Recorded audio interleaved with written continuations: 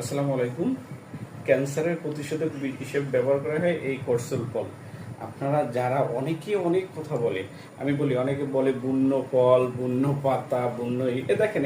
আমি সরাসরি আপনাকে দেখাচ্ছি আফ্রিকান জাতের এই যে করসল ফলটা, এই যে দেখেন কি ফ্রেশ, কাটাগুলো দেখেন, এগুলো হলো আফ্রিকান জাতের। কিন্তু এই গাছেরই ফল অনেক সময় দেখেন এরকম ছোটও হয়, হ্যাঁ, সাইজটা ছোট হয়। এই দেখেন এই ফল, কিন্তু দেখা যায় যে অনেক ফলের গ্রোথ ভালো বা অনেক ফলের গ্রোথ কম। কারো কথায় কান দিবেন না। বাংলাদেশে একবারে আমাদের নিজস্ব নার্সারি ফল আফ্রিকান জাতের এই যে করসল গাছটা ছিল, সেই গাছের ফল হচ্ছে, কিন্তু সেই গাছে এইও একটা ফল।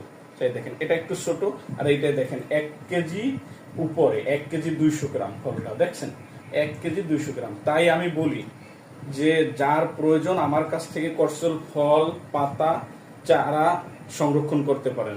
ধন্যবাদ সবাইকে।